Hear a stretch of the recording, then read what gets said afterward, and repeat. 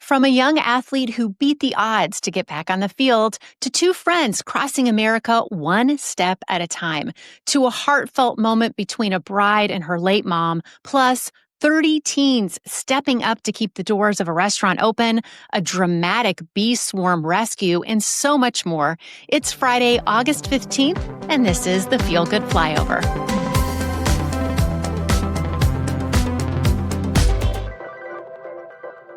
Welcome to the Feel Good Flyover. I'm Amy Hess. This is where we focus on the good, the inspiring, uplifting headlines happening all around us. We've got some incredible stories to share today, so buckle up. We're cleared for takeoff.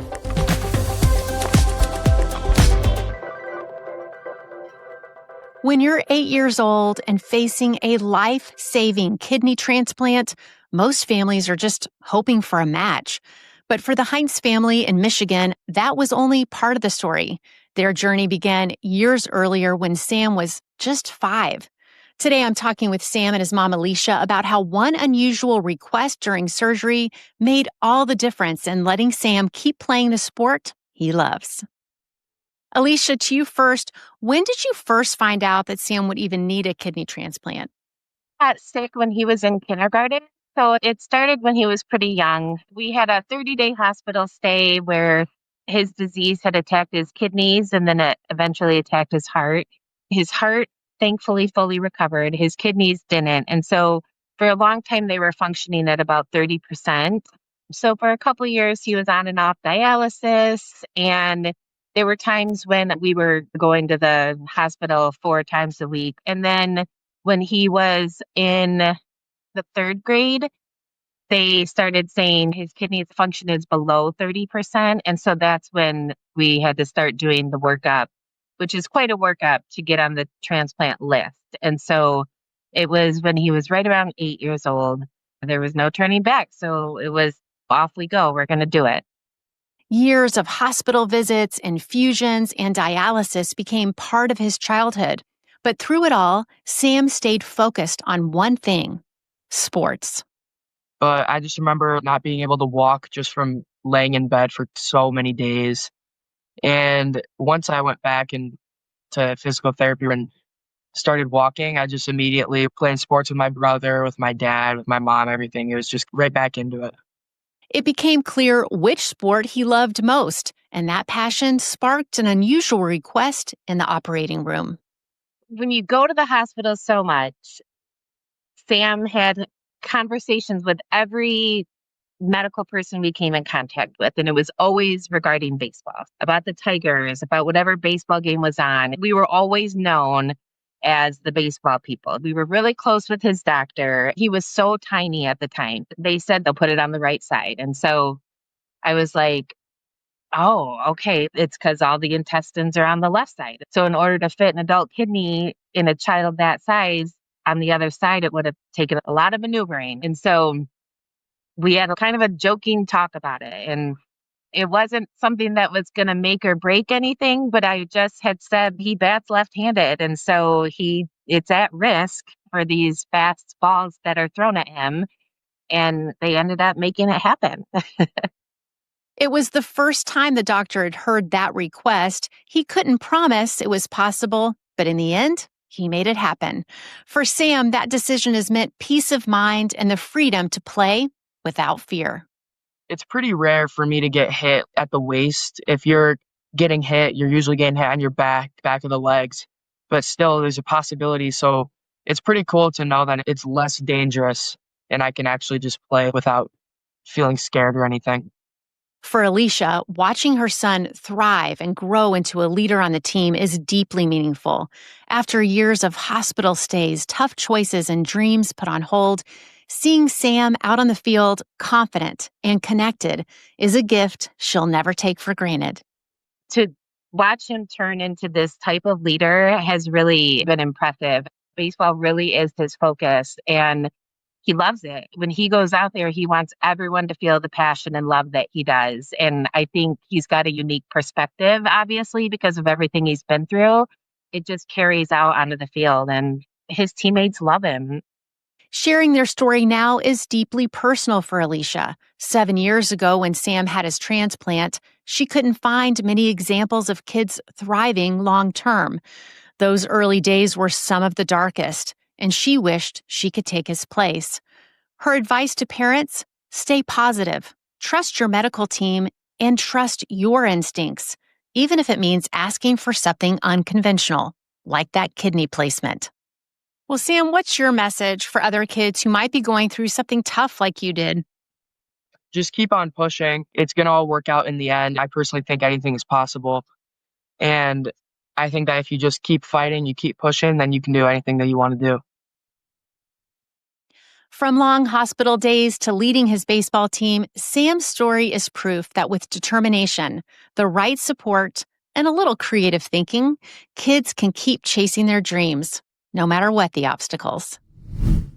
For 25 years, a small, heart-shaped box sat untouched in Carri Ann's closet, sealed with medical tape and labeled "Do Not Open" until July 29th, 2025. It was a gift from her maid of honor at her wedding shower back in 2000, with instructions to wait until her 25th anniversary. Through every move, even overseas, she kept it sealed. And when the big day finally came, her kids encouraged her to film the moment for TikTok. Okay, Tiki-Taki, the time has arrived. Some note cards.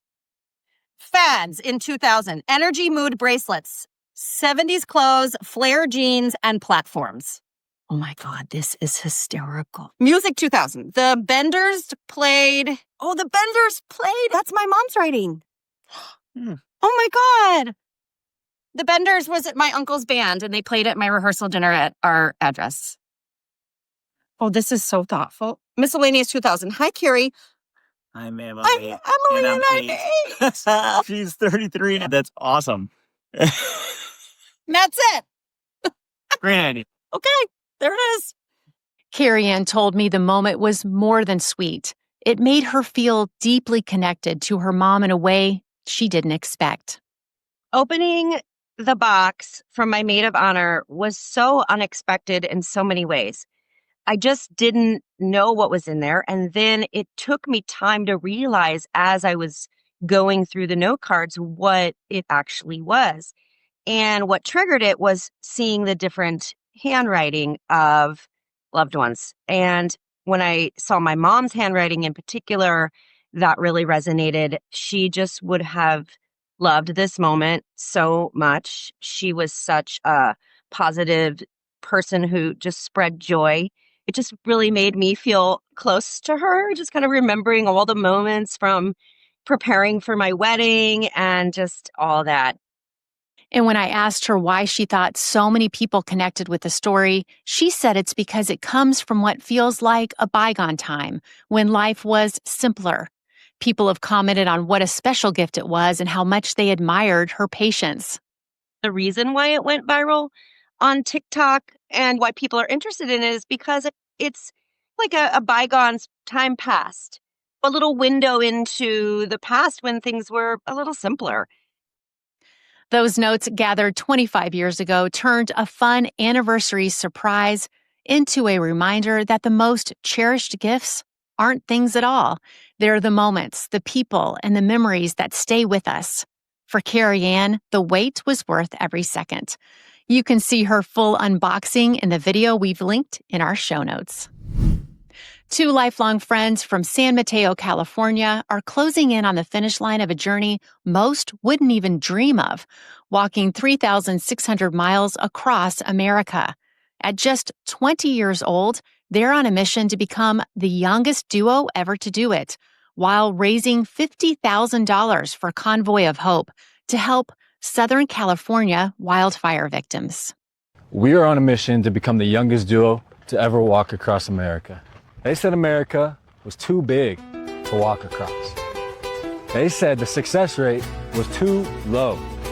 They said that the East Coast got too cold in the wintertime, that the Midwest was too humid in the spring, that Tornado Alley was too dangerous in June, that the mountains of Colorado were too high for our lungs, that Utah was too hot in July, and that Nevada was too desolate for survival. Well, now, don't let people put you in a box. Don't let people set your limits. Don't let them discourage you. Use it as fuel. 5 months in, they've pushed through mountains, heat, and endless stretches of open road with a mindset that nothing's too far if you believe in the goal. And while Drew focused on mindset, his friend Philip talked about the discipline it takes to keep moving forward.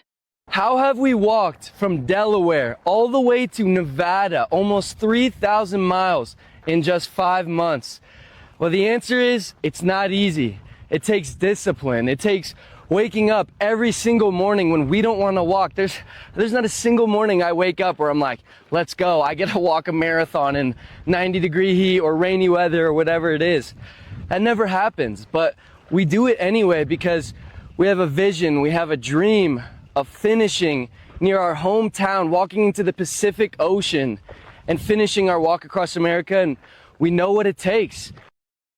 Now in the final leg of their trek, Drew and Philip have raised $45,150. Along the way, strangers offered meals, rides to resupply, and stories of resilience. They share regular updates on social media, hoping to inspire others to take steps, big or small, toward helping those in need. With just weeks to go, they're closing in on both the Pacific Ocean and their fundraising goal. Their motto is simple: push west. And it's not just about reaching the water, it's a reminder to keep going after your dreams, one step at a time. You can find the link to support their cause in our show notes. Before we wrap up, here are a few quick stories we didn't want you to miss. Snapshots of kindness, creativity, and community from around the world. In Hudson, Wisconsin, more than 30 teen employees kept the Urban Olive and Vine restaurant running for 8 months, while the owner, Chad Trainer, cared for his wife in the hospital. Carol Trainer passed away in May, but Chad says the teens have continued to step up in amazing ways. From opening the cafe at dawn to handling orders, paying bills, shopping for supplies, and even visiting him with coffee and food while he recovered from recent surgery. Chad says every single one of the 30 teenagers was invaluable, and while news stories highlight just a few, they all played a role in helping keep the restaurant and him going. From small-town dedication to big-city compassion, Amsterdam is spending 100,000 euros to install small wooden cat ladders along its canals after 19 cats drowned in just 6 months. The simple staircases will give stranded pets a way to climb to safety from the high canal walls. City leaders say it's a small step that can help prevent suffering, and installations begin later this year in high-risk spots. That same kind of care was on full display in Canada. A Royal Canadian Mounted Police officer saved a senior citizen's life during what started as a simple wellness check. After talking with the man for over an hour, the officer convinced him to go to the hospital, where doctors discovered internal bleeding that would have been fatal within 24 hours. The Mountie says it came down to patience, compassion, and staying present until help arrived. And in California, quick thinking turned into life-saving heroism. 2 plumbers are being hailed as heroes after saving a grandmother from a swarm of hundreds of bees. One plumber shielded her while his partner used a fire extinguisher to drive the bees back. Both men took dozens of stings themselves, but say they were just glad to be there at the right moment to save her life.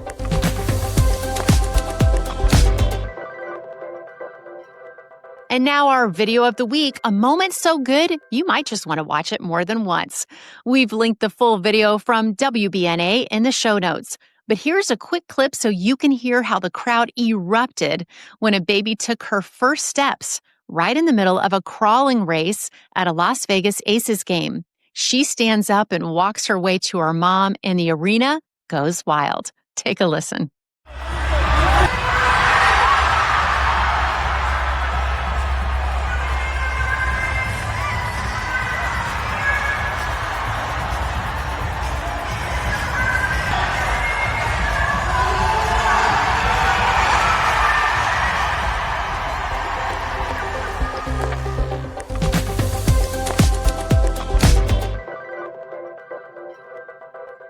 It's time for Amy's Altitude Check, a chance to let that good really sink in. This week's stories reminded me that some of the best things in life don't happen overnight. They come from seeds planted long before we see results. A decision to protect a boy's future on the ball field, a cross-country walk to make a difference, a group of teens quietly keeping a small business alive, or a gift saved for decades until the right moment. It's like the verse in Galatians, let us not grow weary in doing good, for at the proper time we will reap a harvest if we do not give up. Now, I know that verse has an eternal perspective, but it also has a motivational one. Whether you call it playing the long game or tending the garden, the truth is the same. Small, faithful acts add up, and in God's timing, they grow into something more than we ever could have imagined. And that's it for this week's Feel Good Flyover. If you love today's stories, make sure to follow and subscribe so you never miss an episode. And share it with someone who could use a little lift going into the weekend. I'll see you next Friday, and remember to look for the good.